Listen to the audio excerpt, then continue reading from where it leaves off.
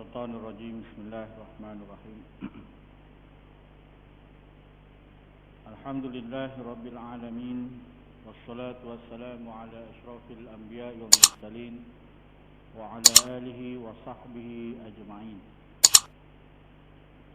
رب اشرح لنا صدورنا ويسر لنا أمورنا واحلل عقدة من لساننا يفقه قولنا بحق سيدنا محمد صلى الله عليه وسلم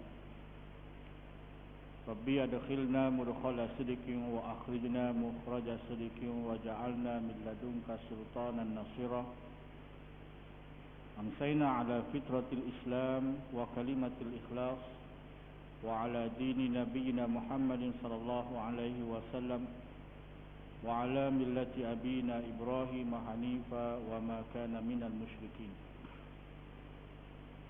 قال الله تعالى في القرآن الكريم أعوذ بالله من الشيطان الرجيم يا أيها الذين آمنوا اتقوا الله حق تقاته ولا تموتن إلا وأنتم مسلمون. صدق الله العظيم.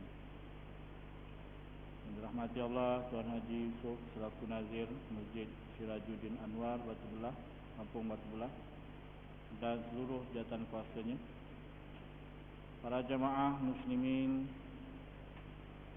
para jamaah yang dirahmati Allah sekalian. Alhamdulillah, pertama-tamanya mari kita sama-sama manjatkan rasa syukur kita kepada Allah Subhanahu wa taala atas limpah rahmat dan nikmat yang diberikan. Kita dapat sama-sama hadir ke rumah Allah Taala ini. Walaupun kita sedang diuji dengan pelbagai ujian, kita diuji dengan ujian wabak penyakit, kita diuji dengan ujian kesihatan, kita diuji dengan ujian kesibukan kerja, kita diuji dengan pelbagai ujian Allah Ta'ala sesuai dengan fitrah kehidupan kita atas muka bumi ini. Kita sebenarnya adalah dalam tempoh ujian. A'udzubillahi minasyaitonirrajim. Innal mauta wal hayata liyabluwakum ayyukum ahsanu amala. Sesungguhnya kematian dan kehidupan kita di atas muka bumi ini, liyabluwakum, adalah untuk diuji, sebagai ujian-ujian, untuk menilai siapakah di antara kita ini semua yang ahsanu amala, yang terbaik amalnya, yang terbaik ketaatannya. Maka dengan ujian-ujian Allah Ta'ala ini, kalau kita masih lagi istiqamah mentaati perintah-perintah Allah Subhanahu wa Ta'ala, kita tidak larut dengan ujian-ujian Allah Ta'ala ini, kita kekal mentaati perintah Allah Ta'ala, maka kita insyaAllah mudah-mudahan tergolong dalam golongan hamba-hamba Allah Ta'ala yang digelar sebagai ahsan, hamba Allah yang terbaik di sisi Allah Subhanahu wa Ta'ala.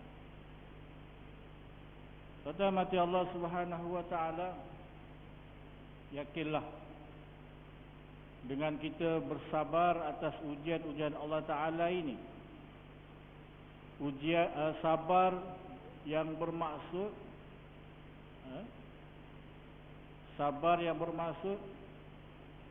sabar iaitulah taat,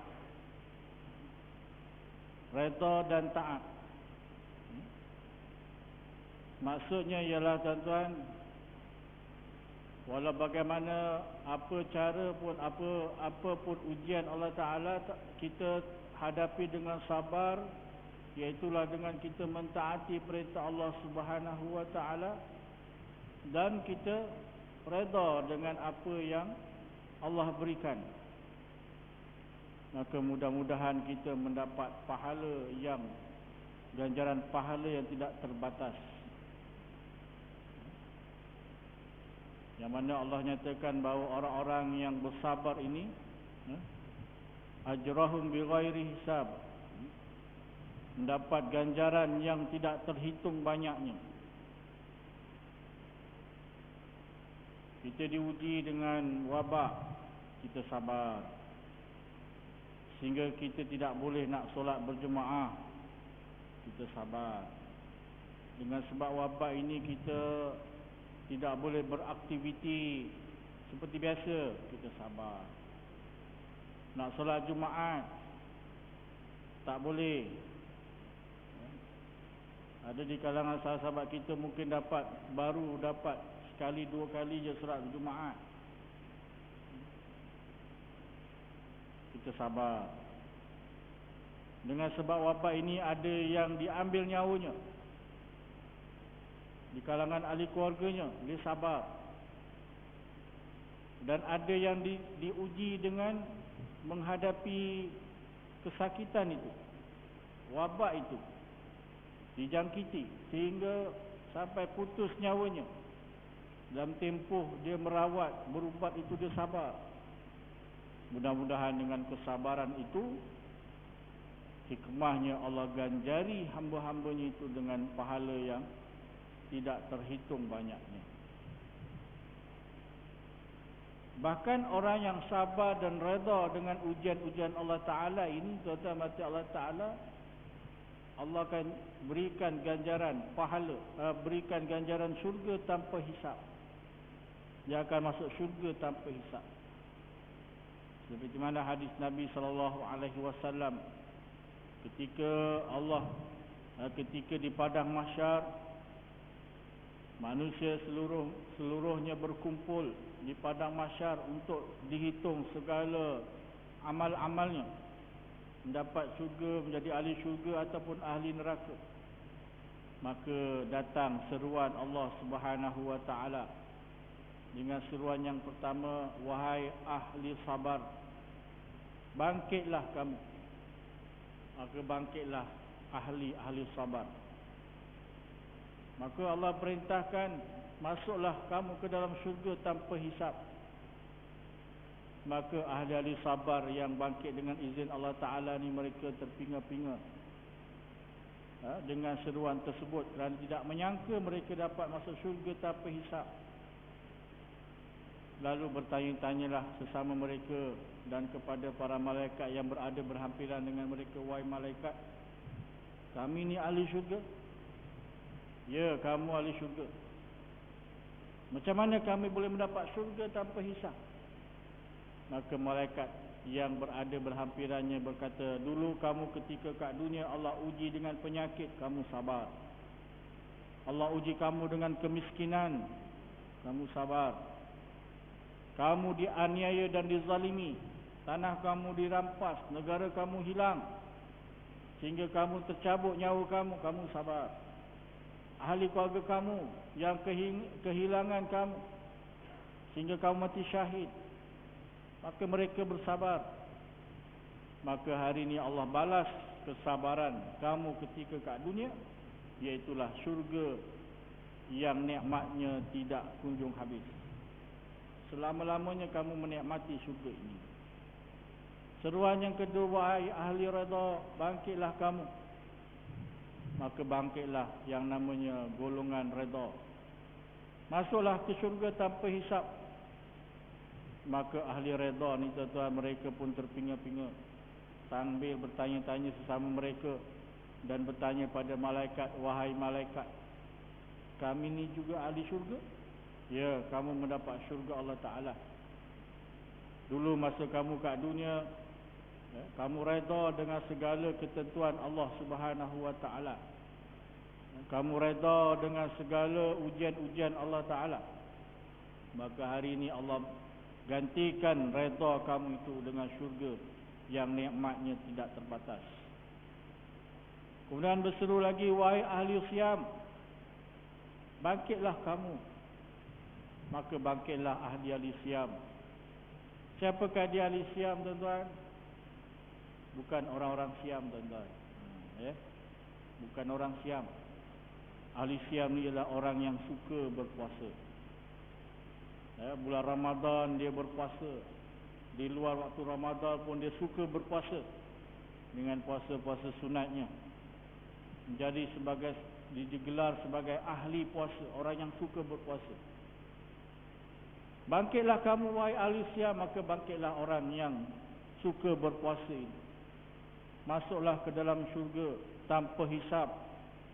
Maka masuklah ahli Siam ni, ahli puasa ni tuan-tuan, ke dalam syurga.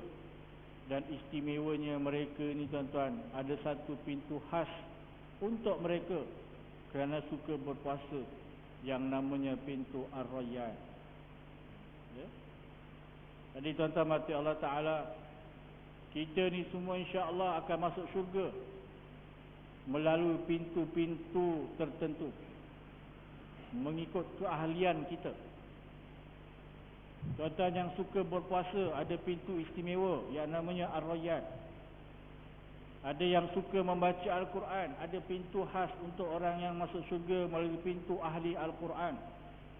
Orang yang suka bersedekah, ada pintu khusus masuk ke syurga melalui pintu ahli sedekah. Yang suka qiyamul lail, ada pintunya, ahli qiyamul lail. Yang suka berzikir, yang suka berselawat. Dan apa juga, ada pendapat ulama kata, seberapa banyak kebaikan-kebaikan yang manusia lakukan, maka sebanyak itulah pintu-pintu laluan masuk ke syurga. Agak-agak tuan-tuan ni ahli apa tuan-tuan? Kalau belum menjadi ahli-ahli kelab tertentu tuan-tuan, maka kena lakukan daripada sekarang. Apa yang tuan-tuan suka dalam beramal ibadat, maka kekallah, berkekalanlah dengan ibadah itu, istiqamahlah sampai kita mendapat gelaran sebagai ahli tersebut. Lalu Sayyidina Abu Bakar bertanya, ya Rasulullah, ada tak ahli syurga yang akan dipanggil di setiap pintu? Semua, yang pintu sedekahnya, pintu puasanya, pintu baca Qurannya, pintu zikirnya, pintu solatnya, sebagainya. Ada tak ahli syurga yang akan dipanggil masuk syurga daripada semua pintu? Maka Nabi kata, ada. Mudah-mudahan kamu wahai Abu Bakar. Jadi maknanya tuan-tuan, Sayyidina Abu Bakar hebatnya, dia ni banyak amal. Semua menjadi ahli. Semua amalan dia adalah ahlinya. Kita kalau nak mencontohi begitu pun boleh juga tuan-tuan. Tak kisahlah, tak dapat semua amal pun, kalau kita dapat konsisten satu-satu amalan yang berterusan, mudah-mudahan kita menjadi ahli dalam amal tersebut dan kita mendapat syurga Allah Subhanahu wa taala insya-Allah. Tuan-tuan mati Allah Subhanahu wa taala, tidak berapa lama lagi kita akan menyambut tetamu yang Allah hadiahkan untuk kehidupan kita, yang bernama bulan Ramadan. Bulan Ramadan adalah bulan yang ditunggu-tunggu oleh para sahabat, orang-orang soleh. Ditunggu-tunggu kehadirannya. Dan kita pun tuan-tuan mati Allah Ta'ala, kita kena mencontohi para salafus soleh, para orang-orang yang bertakwa tuan-tuan. Apabila hampirnya bulan Ramadan ini, maka kita kena menantikan dengan penuh kesabaran. Maka ada perkara-perkara, amalan-amalan tertentu untuk kita lakukan sempena hampirnya kedatangan Ramadan ini. Seperti mana kita menantikan tetamu kita yang dah lama kita tak jumpa. Dah berapa lama, hampir 11 bulan dia meninggalkan kita, maka kita dapat kabar bahawa dia akan datang. Maka apakah persiapan-persiapan terbaik untuk yang patut, yang sewajarnya kita lakukan untuk menyambut kehadiran tetamu ini?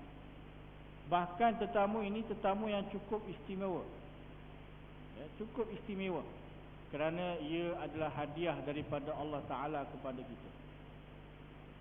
Maka tuan-tuan mati Allah Ta'ala, di antara perkara-perkara yang wajar kita lakukan sebagai persiapan kita menyambut kehadiran Ramadan ini,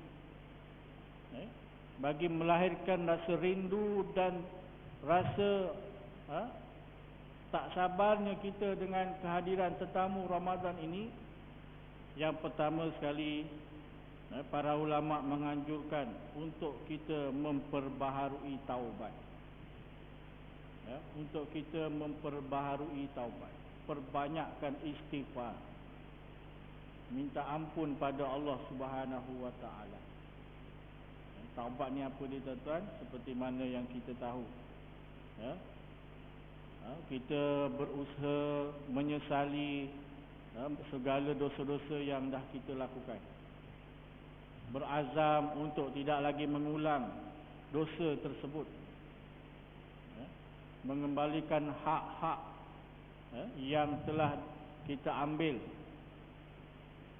Kalau hak Allah Ta'ala, kalau ada solat-solat yang kita tertinggal, yang belum kita qada, maka sekarang ni tuan-tuan, kita qada, tunaikan, gantikan. Puasa-puasa Ramadan yang lalu yang belum kita qada, yang kita tertinggal dan belum qada, maka kita tunaikan sekarang. Yang lelaki ke, yang perempuan ke, sama. Bagi yang uzur, yang sakit, yang tidak ada harapan untuk berpuasa, kalau dia berpuasa ni memang dia tak boleh puasa dah dengan sebab sakitnya itu, maka yang belum selesaikan fidyahnya, maka selesaikanlah fidyahnya. Zakat-zakat yang belum tertunai, yang sepatutnya diselesaikan, jadi belum selesai, dah terlajak dah dia punya haul dia tu, sepatutnya dah tunai dah tapi belum. Jadi sebelum datang Ramadan ni tuan-tuan, selesaikanlah zakat-zakat tersebut. Sekarang ni tuan-tuan yang dapat air sinar, air mentari, air terang, benda semualah, air tu, dapat rezeki lebih, jangan lupa tunaikan zakat. Hutang-hutang sesama manusia, yang belum dilangsaikan, sebaiknya langsaikanlah daripada sekarang. Kalau tak dapat langsaikan seluruhnya, langsaikanlah sikit-sikit. Kalau langsung tak dapat dilangsaikan, hubungilah teman-teman yang kita pinjam duitnya itu. Jangan senyap je. Dulu masa pinjam bukan main, lembut gigi daripada lidah. Engkaulah sahabatku dunia akhirat. Tak ada orang lain lah kat dunia ni. Engkaulah satu-satunya kawan, teman setia. Boleh tak pinjam duit? Gitu ujungnya kan. Pada terdesak ni, salah ni. Masa nak meminjam tu bukan main, selalu telefon, selalu WhatsApp, tanya bila. Tapi bila nak pulangkan, Masya Allah, susahnya. Mungkin teman tu ada keperluan yang mendesak tuan-tuan, tapi oleh kerana dia sayang kat kawan ni, dia sanggup berkorban untuk kawan dia. Jadi kita kena hargai, hubungi mereka, selesaikan hutang-hutang tu. Dapat penuh, Alhamdulillah, terbaik. Tak dapat, sikit-sikit tak apa. Sekurang-kurangnya melegakan sedikit kesusahan dia. Kalau memang kita pun tengah tak ada duit, memang tak boleh nak selesai, telefon lah, minta maaf. Minta maaf lah, memang tak boleh selesai lah, insya-Allah lah, doa. Tengok bulan depan tu, lepas raya. Jadi kena renew taubat. Kalau ada hak-hak orang yang belum kita serahkan. Kalau yang bos belum bagi lagi gaji, upah pada orang yang mengerjakan sesuatu tugasan kita, selesaikan. Itu hak mereka. Minta halal. Kalau ada barang-barang yang jiran ke ataupun kawan-kawan sesama manusia kita ambil tanpa izin dia, minta halal. Kita nak sebelum datang Ramadan ni bersih semuanya. Kerana kita nak bertemu dengan tetamu yang mana Allah menjanjikan pelbagai ganjaran-ganjaran yang hebat. Bahkan dalam sebuah hadis Nabi SAW ada menyebutkan barang siapa yang beribadah di bulan Ramadan, daripada awal hingga akhirnya. Tapi dalam masa yang sama ada orang yang disakitinya, ada orang yang dizaliminya, yang belum dimaafkan, yang belum mendapat kemaafan, maka segala amal-amalnya tidak ada nilai, tuan-tuan. Seumpama lapar dan dahaga. Jadi rugi, tuan-tuan. Puasa kita, ibadah kita, bacaan Quran kita, zikir selawat kita, qiyamul lail kita sepanjang bulan Ramadan kita lakukan bersungguh-sungguh siang dan malam. Tapi dalam masa yang sama ada orang yang teraniaya dengan sikap dan tindakan kita. Ada dosa-dosa yang kita lakukan terhadap sesama manusia yang belum diampun dan dimaafkan. Maka ibadah sepanjang Ramadan kita, tuan-tuan, tidak ada nilai. Sebab itu kita kena, sebelum datang Ramadan ini, perkara yang utama kita kena lakukan ialah bertaubat. Bertaubat pada Allah Ta'ala dan minta maaf sesama manusia. Jangan tunggu raya. Tak apa, Ustaz, raya nanti minta maaf. Biasa orang raya ni orang maafkan, Ustaz. Jangan tunggu raya. Raya tu raya lain. Ini nak puasa. Kita kena minta maaf kepada Allah Ta'ala dan sesama manusia. Bahkan orang yang bertaubat pada Allah Ta'ala ni, tuan-tuan, Allah menjanjikan pelbagai ganjaran dan kelebihan. Kalau Allah makbulkan permohonan hamba-Nya taubat kita, tuan-tuan, segala dosa-dosa yang dia lakukan akan Allah ampunkan. Bahkan Allah ni Maha Pengampun lagi Maha Penyayang. Kita kena sangka baik dengan Allah Ta'ala. Khauf war raja'. Apa dia khauf war raja'? Yang pertamanya kita kena berharap, kita kena yakin Allah akan ampunkan dosa kita. Tapi dalam masa yang sama kita kena rasa khawatir. Jangan overconfident pula. Kita kena rasa khawatir kalau segala dosa kita ni Allah tak ampunkan. Sebab tu kita kena selalu berharap dan berharap. Tentang mati Allah Ta'ala. Yang keduanya, sebagai persiapan kita nak menyambut bulan Ramadan Al-Mubarak ini ialah berdoa kepada Allah semoga diizinkan bertemu dengan bulan Ramadan. Nabi tata mati Allah Ta'ala bila masuk saja bulan Rajab sehinggalah kepada bulan Ramadan, doa yang tak putus Nabi lafazkan ialah Allahumma barik lana fi Rajabin wa Sya'ban wa ballighna Ramadan. Itu doa yang dipanjatkan. Jadi kita ni pun, tuan-tuan, dah masuk dah bulan Sya'ban. Rajab dah meninggalkan kita, dah masuk bulan Sya'ban, dah penghujung dah fasa ketiga. Fasa ketiga. Dah hujung Ramadan, bulan Sya'ban dah hujung dah. Lagi berbaki kurang daripada 10 hari sekarang untuk kita nak bertemu dengan bulan Ramadan. Maka pada waktu ni perbanyakkan doa. Mudah-mudahan Allah pertemukan kita bulan Ramadan kali ini. Kita lihat di sekeliling kita, ada teman-teman kita yang ada tidak diizinkan bertemu Ramadan. Baru meninggal dunia, baru dia meninggal dunia, maka mereka tidak diizinkan oleh Allah Ta'ala untuk bertemu Ramadan. Tahun lepas mereka ada bersama kita, walaupun mungkin tak dapatlah berterawih di masjid, tapi mungkin tuan-tuan bertadarus secara online ke apa ke, kan? Mereka bersama kita. Tahun-tahun terdahulu mereka bersama-sama kita, bertarawih bersama kita, bertadarus bersama. Tapi tahun ini mereka sudah tidak bersama-sama, kerana mereka telah dijemput oleh Allah Ta'ala kembali ke rahmatullah. Maka kita ni, tuan-tuan, kita tak pasti. Umur kita ni kita tak pasti sampai bila. Allah yang tahu, kita tak tahu. Maka kita mohon pada Allah Ta'ala, mudah-mudahan Allah izinkan untuk kita bertemu Ramadan tahun ini. Banyakkan doa. Allahumma balighna Ramadan. Itu sereka-reka lah. Ya Allah, pertemukan aku Ramadan tahun ini. Di samping kita memperbanyakkan doa untuk mohon pada Allah Ta'ala bertemu Ramadan, maka sebenarnya hikmahnya, tuan-tuan, hati kita akan menjadi semakin rindu dengan kedatangan Ramadan. Kita mohon, ya Allah, pertemukan aku Ramadan, ya Allah. Bila kita sebut banyak kali doa-doa ni, tuan-tuan, sebenarnya semangat dan rindu kita kepada Ramadan semakin membuak-buak.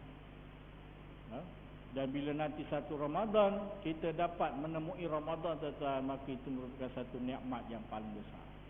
Kerana 2 bulan kita berdoa, berdoa pada Allah Ta'ala supaya kita dapat bertemu dengan Ramadan yang berkah ini, tuan-tuan, dan Allah izinkan, maka kita dapat nanti insya-Allah bertemu satu Ramadan. Maka mudah-mudahan itu menjadi semangat untuk kita bersungguh-sungguh beramal ibadat sepanjang bulan Ramadan. Maka perbanyakkanlah doa. Yang ketiganya, tuan-tuan, maka Allah Subhanahu wa taala sebagai persiapan kita untuk menyambut kedatangan bulan Ramadan, iaitulah dengan mempersiapkan diri kita dengan amal-amal saleh. Mempersiapkan diri kita dengan amal-amal ibadat. Dengan cara bagaimana, tuan-tuan? Mulai sekarang ni kita kena menjinak-jinakkan diri kita dengan amal-amal ibadat. Kita mula perbanyakkan sedikit bacaan Al-Quran kita. Kita perbanyakkan, tambahkan lagi di samping solat fardu, kita jinak-jinakkan diri kita untuk mulakan dengan solat-solat sunat. Kita mula berjinak-jinak pula dengan zikir-zikir selawat. Kita mula berjinak-jinak juga dengan amal-amal sedekah. Dan apa juga ibadah-ibadah. Kita mula berjinak-jinak. Maknanya kita mulakan sedikit demi sedikit untuk membiasakan diri. Supaya bila datangnya Ramadan, tuan-tuan, maka kita sudah mampu untuk melakukan ibadah-ibadah tersebut. Jangan tunggu, tak apa, simpan tenaga. Nanti nak baca, bila satu Ramadan aku nak pocut baca Quran setiap malam 30 juzuk. Itu kan. Nanti masuk satu Ramadannya aku nak pulung setiap malam Ramadan qiyamul lail. Tarawih 20 rakaat, insya-Allah boleh. Takut, tuan-tuan, kita akan cepat letih. Tak apa, boleh nanti masuk Ramadan puasa, ya Allah, tak ada masalah, boleh punya puasa. Sedangkan dia tak pernah puasa sunat sebelum ni. Jadi bila masuk satu Ramadan dah mula macam-macam sakit tu ni sebagainya. Kenapa? Kerana kita tidak membiasakan diri kita. Jadi mulai hari ini, tuan-tuan, walaupun ada pendapat ulama kata bila masuk 15 Syaban ni sudah tidak digalakkan untuk puasa sunat, kecuali untuk orang yang biasa berpuasa, memang amalannya berpuasa sunat, ataupun orang yang memang dalam tempoh qada puasa Ramadan yang lalu, itu tak apa. Tapi tuan-tuan, kalau nak berpuasa sunat pun tak ada masalah juga, bukannya haram pun, tapi tak digalakkan. Tapi kalau nak buat pun boleh juga. Tapi kalau dah hujung-hujung masuk pada 30 Syaban, dah waktu-waktu syak kan, sama ada masih Syaban atau Ramadan, itu tidak boleh puasa dah.